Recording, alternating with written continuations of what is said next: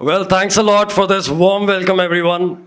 And I'm really glad that I have this opportunity to come here and talk about all of the ideas and experiences that I've gone through, till now in my journey. And I am Yash Nagar and I go by the name of Wily Frenzy and I make music for a living.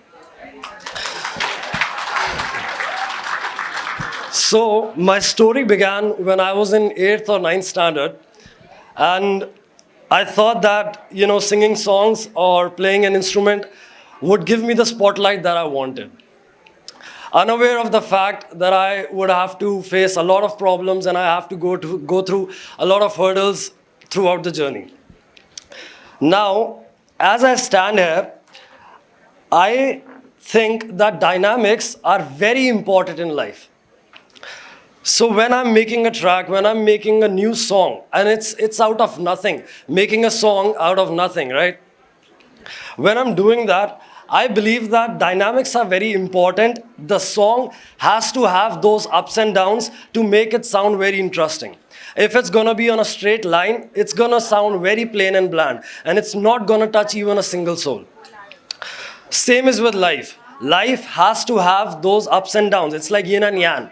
You need to understand and you need to experience all the bad in your life to actually cherish and be grateful for all the good that you're going to experience in your life. When you're going through your ups, right, it's not important to actually, think about anything because that's your time, you've earned it, you deserve it, and you just have to sit back, relax, and have that moment for yourself. But I'm going to be talking about a few things that go around our minds and actually, cloud our visions when we are going through the down phase of our lives. So there are three problems that I'm going to be talking about. The first one is lack of direction. The second problem is self-doubt. And the third problem is anxiety and depression, which are very common today. So, when I actually started very initially to, how to produce music, and I was learning and I was gathering all the tools to make music so that I can make a single track, just one track of my own without any help. Now, I know that a lot of people might be thinking that, it's very easy for me to say this because I'm standing here and I'm just saying all of this. But no, I've gone through it a lot of times and I still go through it. I do feel lost in my life a lot of times.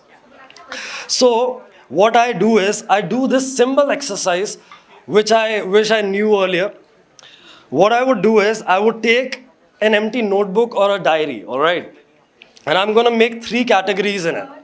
The first category is going to be, what am I grateful for? The second category is going to be, what do I want in this life? And the third category will be, what do I don't want in this life?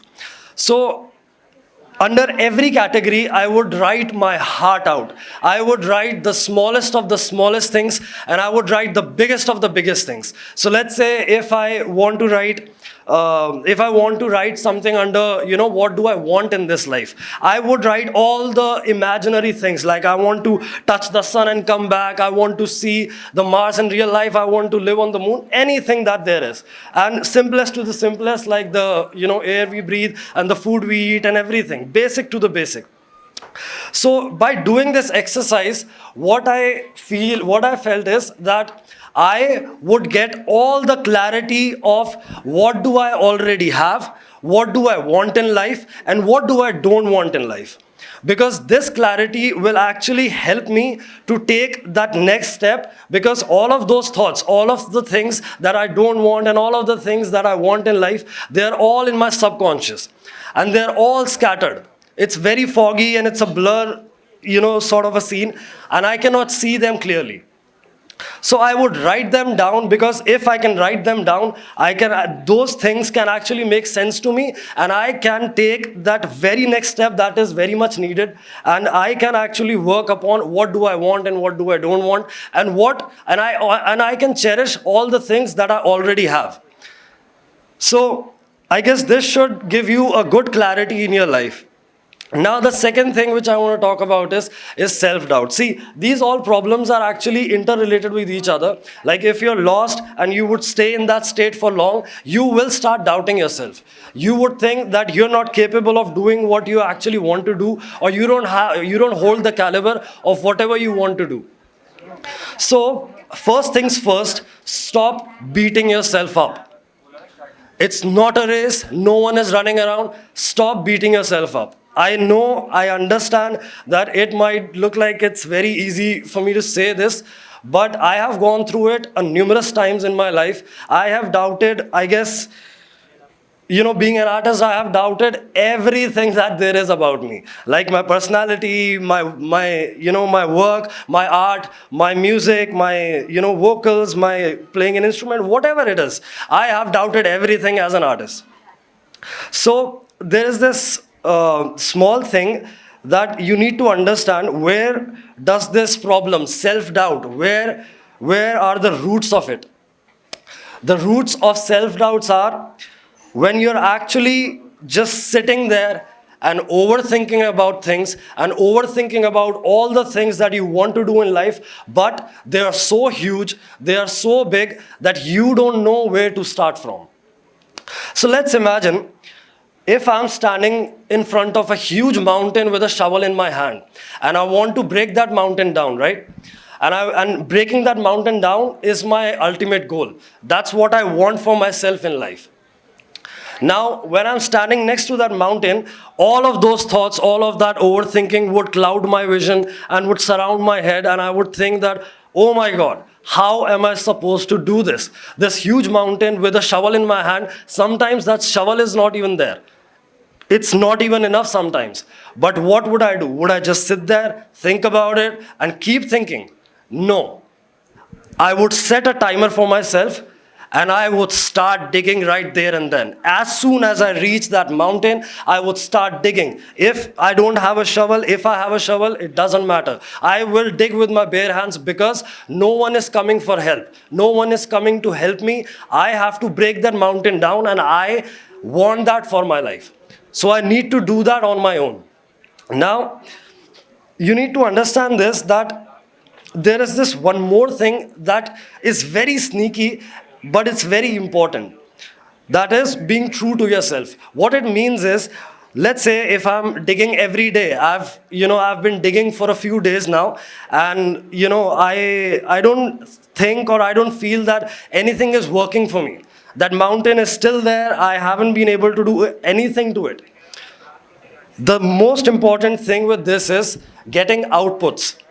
Even the slightest of the slightest, the tiniest of the tiniest outputs would actually, add up to those bigger outputs that you want in life, which is breaking that mountain down, right? So you need to have those tiny outputs every day when you're digging. What will it give you? It will give you a sense of satisfaction when you go to bed, and it will give you the confidence because you will be seeing that you're progressing. Rock by rock, you're actually breaking down the whole mountain. So it's gonna happen someday. And once you're actually, you just need to break that one rock every day. It's not much, it's not less. You will be able to break that mountain down in no time. So break that first rock, and I believe that it will be very, very easy for you to break the whole mountain down. Even maybe, 2 or 3 mountains down. Now, the third thing that I want to talk about is anxiety and depression.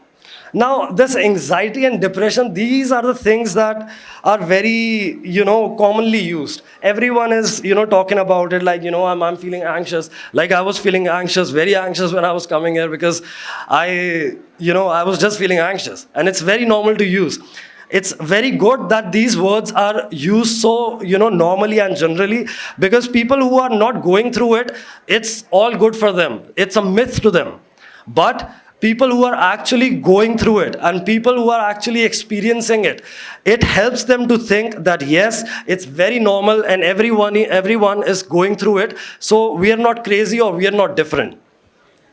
Now, there are a lot of solutions which can actually, cure this problem. But I am just going to be talking about things that, helped me in my journey, and it helped me to, actually get a control and get a hold onto all of those things which go in my head. So the first thing about this is that you need to stop believing in it. You need to stop believing in it. You need to think that this thing, this anxiety and this, irrational fear of what ifs and irrational fears of tomorrow and irrational fear of that breaking that mountain down basically. When it's going to happen, how is it going to happen? Eliminate that. Try to eliminate that. Avoid believing in it. I remember an incident when I was a kid. I was introduced by something called internet for the first time, and it used to be more or less Google and games on that. So one day when I got used to it, I was actually surfing on the internet and gathering some information because I needed to complete my holiday homework. So this small link on my screen popped up saying 10 haunting ghost facts that would freeze your spine. As a kid, I got distracted, I got curious, and I got so intrigued, I just clicked on it. I forgot about the holiday homeworks, I forgot about the timeline, I forgot about everything, and I just clicked on it and started reading about it. Oh my God, I cannot tell you how interesting those facts are, I swear. Because I haven't heard about those things, I haven't, read about those things, so those things were new as a kid. So what I used to do is, I used to read about them every day and all day, and I used to wait for my dad to come back home from work so that I can actually, tell him about all the facts and all the things that he might not know about, and, they existed in real life. So I used to do it every time when I used to read about all of those facts. And I remember this one day when he came back, everything was just the same. I read about a few things, about all these, ghost facts and whatnot. And I was sitting there waiting excitedly for my dad to come back, because I used to tell all of that to him only. So when he came back, he was sitting in front of me, and I, just let all of the things, all of the facts, and all of the new information that I gathered that very day. After telling him about everything, I was running back to whatever I was doing, or maybe, going to play with my friends or whatsoever it was, I don't remember. But he held my hand and sat me down, looked into my eyes with a heavy, deep voice. He said, "Yash, it's very good that you're actually gathering information about something new. It's very important to learn about something new every day. But since you're reading about and you're knowing more about these things, just remember one thing. If you would read more about it, more and a lot about it, you would start believing in them. And once you start believing in them, you will start seeing them. And once you start seeing them, you'll go mad. There is no way back. You are gonna be stuck in that forever. So avoid believing in it as much as you can, even if it exists. That will be for your own good, and I hope it will help you in a lot of situations and a lot of hard times.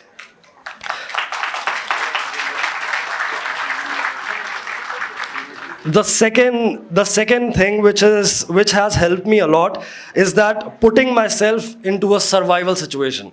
Now, when I am actually thinking about all of those things and I'm overthinking about all of those things, let's say if I have to make a song and it has to happen in like 3 days. People have set a timeline that yes, I want a track in 3 days and we cannot exceed it. I go crazy because I tend to work in less pressure. I tend to work good when the pressure is low. But you cannot do anything about it. No one is, caring about if you're getting pressurized or not. They just want something and you have to deliver it to them. So putting myself in a survival situation, what my mind does is that, okay, let's say we are, my mind would tell me that, all right, we are thinking about and overthinking about all those pressure points and all those things that are going in our head and, all those scattered thoughts and irrational fears and everything. But When I put my mind into a survival situation, my mind will forget about everything. It will throw off all the thoughts, all that overthinking, and all that stupid, non-existing misery that is there in my head. And it will just concentrate on surviving.